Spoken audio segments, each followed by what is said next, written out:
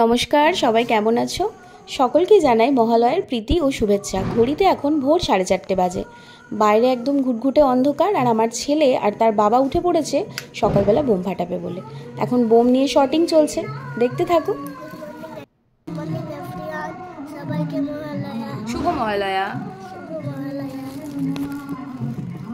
এখানে বাবা ছেলে বসেছে বোম সাজাতে। এখন কোনটা আগে ফাটাবে কোনটা পরে ফাটাবে, আর তোমরা নিশ্চয়ই ব্যাকগ্রাউন্ডে শুনতেই পাচ্ছ অলরেডি মহালয়া চালিয়ে দিয়েছি। তো এদিকে মহালয়াটা হতে থাক, সবাই মোটামুটি ঘুম থেকে উঠে পড়েছে।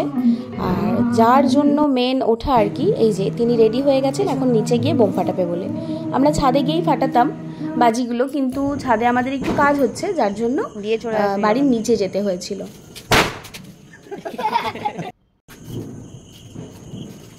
এদিকেটা দিলে না?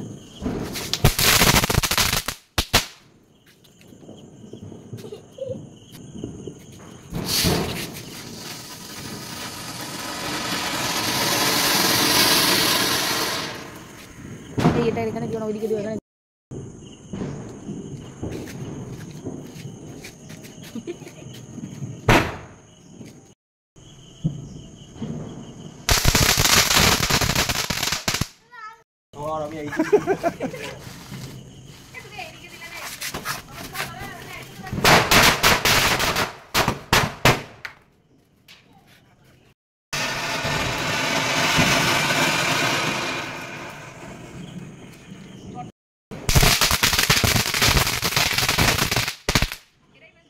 বাজি ফোটানো তো কমপ্লিট হয়ে গেছে। এখন মোটামুটি ঘড়িতে প্রায় 6টা। তো বাবান 5:30টার সময় আবার ঘুমিয়ে পড়েছিল, যেহেতু 4:30টায় উঠেছিল, তো অতক্ষণ জেগে থাকতে পারেনি, ঘুমিয়ে গেছে বলে আমি আর আমার হাজব্যান্ড দুজন মিলে একটু ভেবেছিলাম দামোদরের ধারে যাব। ওখানে এত সুন্দরভাবে তোমার কাশফুল ফুটেছে, এবং ঘাটে তো ন্যাচারালি তর্পণ হবেই। তো ভেবেছিলাম একটুখানি ওটা ভোরবেলা দেখতে যাব। তো ভোরবেলা আর হয়নি, প্রায় সকাল হয়েই গেছিলো। কিন্তু সকাল হয়ে গেলেও এত সুন্দর ছিল জায়গাটা, আর চারিদিকটা একেবারে কাশফুলে একদম ভরে গেছে।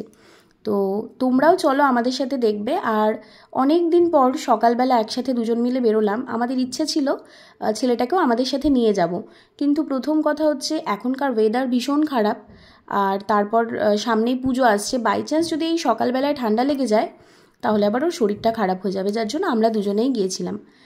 আর এদিকে দেখো ওই দূরে দেখা যাচ্ছে দামোদরের পাড়ে কত কাশফুল। আর আমরা অলরেডি জায়গাতে পৌঁছে গিয়েছি। এখানে দামোদরের যে পাড় ছিল আর কি ঘাটে, ওখানে অনেকে তর্পণ করছিল। আর পার্কিংটা তোমাদেরকে একটু পরে দেখাচ্ছি। এত ভিড় হয়েছে ওখানে যে গাড়ি রাখার জায়গা পাচ্ছিলাম না। আর এখানে বাবানের জন্য ওর বাবা কয়েকটা কাশফুল নিয়েছে, দিয়ে বলছে এটা বাবানকে গিয়ে দেবো। তো দেখো এখানে সবাই তর্পণ করছে, ভীষণ সুন্দর লাগছিল। তার কারণ হচ্ছে সকাল হয়ে গেলেও ধরো সেই ভোরের যে ফিলিংসটা আর কি, সকলে ধরো এখানে ব্রাহ্মণ বা পুরোহিত যারা রয়েছে তারা আর কি তর্পণের মন্ত্র বলে যেটা হয় আর কি, তো সেইভাবে সকলে ঘাটে তর্পণ করছিল। আমরা অনেকক্ষণ দাঁড়িয়ে ওখানে দেখছিলাম। আর এখানে এখনও বাবার পুত্রের জন্য এখনও কাশফুলের বাঞ্চ রেডি করা হয়নি, তাই সেটা এখনও মোটামুটি চলছে। তো প্রায় অনেকটাই বেলা হয়ে গেছে। এরপর আমরা ওখান থেকে বেরিয়ে সোজা একটুখানি ওই উল্লাস মোড়ের ওদিকে গিয়ে চাটা খেয়ে বাড়ি চলে যাবো। তোমাদেরকে বলছিলাম না যে পার্কিংয়ের জায়গাটা তোমাদেরকে দেখাবো, কত ভিড় হয়েছে দেখো। মানে এতটাই ভিড় হয়েছে, এখানে একটা সিভিক ভলেন্টিয়ারও ছিল যাতে ওই গাড়ি ফাড়ি রাখাগুলো একটু মেনটেন করতে পারে। তো তারপর ওখান থেকে আমরা সোজা এদিকগুলো একটু ঘুরে ঘাড়ে একটু ফটো সেশন করে নিয়ে চা খেয়ে সোজা বাড়ি চলে এসেছিলাম। তো মহালয়ার সকালটা আমরা ভীষণভাবে এনজয় করেছি। তোমরা কে কীভাবে কাটালে অবশ্যই কমেন্ট বক্সে জানিও। টাটা।